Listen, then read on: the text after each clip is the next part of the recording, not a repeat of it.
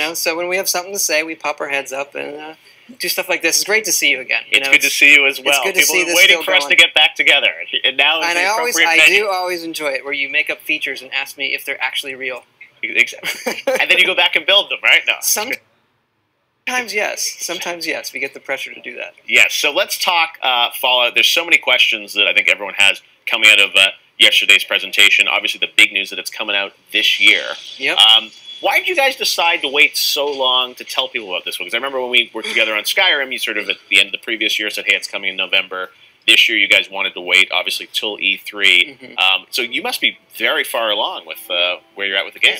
We are. We're almost done.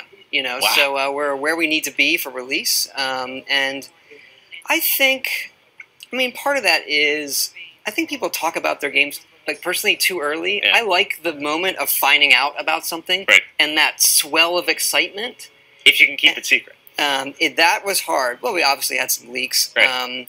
But, you know, on the scheme of the game and how big it is, we had very little. Yeah. And the fact that the mobile game didn't leak at all, and we have, you know, everybody in the company has it on their phone playing it. Right.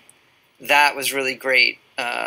So I just think that kind of wave of excitement, like I want to get excited about things and like not have to wait a year or hear things and it gets delayed.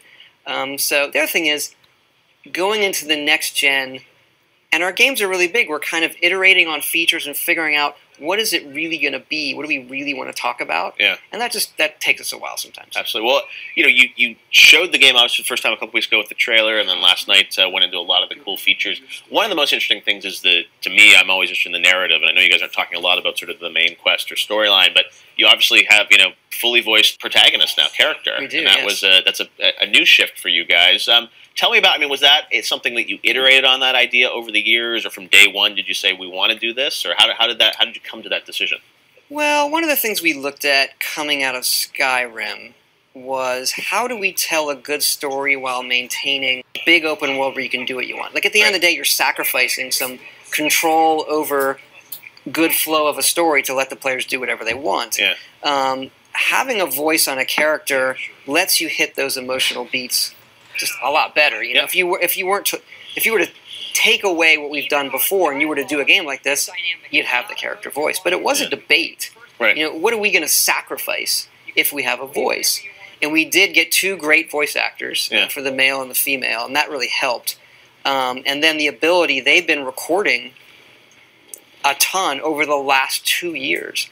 And so each of them have recorded just right now, and it'll be more, over 13,000 lines of dialogue. Wow. So it's part of its logistics. Can you pull it off and not have it hold you back from all of the different options that you would want in a dialogue system? Because, you know, you're working in this, you know, your bunker there for, you know, 3-4 years thinking about this. I mean, was that something from day one? You're like, I want to do this, and then you try it. It was day one, yes. And then did you have doubt along the way? You're like, I don't know if that's working anymore, or did it? I guess you find your way as you go through this. We were committed to trying it, and you know, we did different systems with the interface and things like that. And when you jump in, and what's the text that you put on the screen? Right. So what do you have on the screen versus then what comes out of the character's mouth, and how does that all flow? Yeah. We actually, what you're seeing in the demo is that the cameras are cinematic. That was a late edition. Okay. The first thing we did was make it all work first person. Ah. Just like another way. Like when you roll over something and you go to activate it, characters are the same way. So you roll over them, the buttons come up. Huh. So you could literally play this first person, and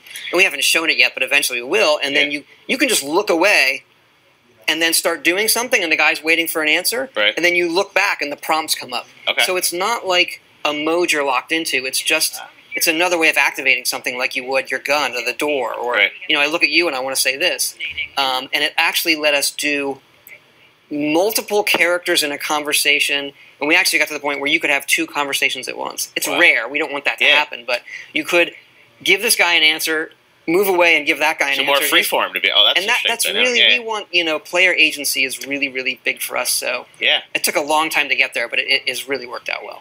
That's amazing. Well, you know, visually it obviously looks great, and we love what you're doing, sort of in terms of storytelling with it. I wanted to ask you about sort of, you know, the genre of, you know, RPG and what you've been building with it. I mean, there are lots of people now that are focusing on, like, how do we make these things more online? How do we bring players into the world? Is this still strictly sort of a straight single-player experience? It is. It is. We always kind of, if we did multiplayer, what would we do when we have good ideas? But at the end of the day, we're still about the same size as the team we did with Skyrim, and our hearts are really in single player, and that's what we want to focus on and make it the best it can be.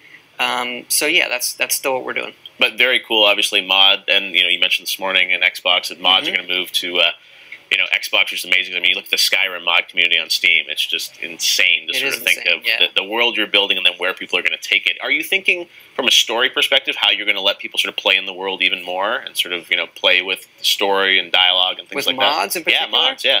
I mean, our view in mods are that the community will figure that out. Yeah. Like, they'll make the stuff they want, and they make so much of it that the high-quality stuff and the stuff people want kind of bubbles to the top.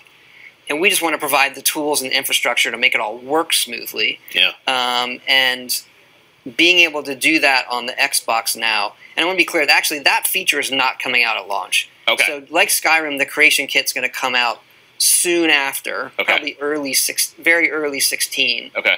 And then the mod for everybody, right? On the PC, yeah, PC, right? So the creation kit is just a PC thing. Yeah. And then the Xbox One part of that will come after that. Okay. And then after that, we do hope to get it on PS4 as well. Oh, wow. Okay, yeah, cool. Yeah, absolutely. We want to get this to everybody, but, there's a lot of hard work that has to happen. Yeah. And our relationship with Microsoft over the years makes that, and the PC connection, makes it the best place to do it first. Absolutely. Well, it's been an amazing E3. I can't wait to see more of Fallout 4. I guess this is going to be an onslaught of Fallout now because you can compress it all into like 5 months, and so, yeah, it'll be compressed. Well, congratulations, obviously, an early contender for Game of the Show already, and we can't wait to go hopefully hands-on try this thing soon, and we'll see you hopefully this fall. You may need to reserve December for a little award show. We'll wait and see. We'll see, Todd, exactly. All right, well, still much more to come here on YouTube Live at E3. Ubisoft's press conference is coming up at the top of the hour. Sony's briefing is at 6 p.m., 9 p.m. Eastern tonight. And we've also got an exclusive Rock Band 4 demo. Peter Moore from EA stopping by to recap all the big EA news, including the brand new Mass Effect. When we return, game director Marty Stratton will be here to dive into another title from Bethesda, Doom. Stick around.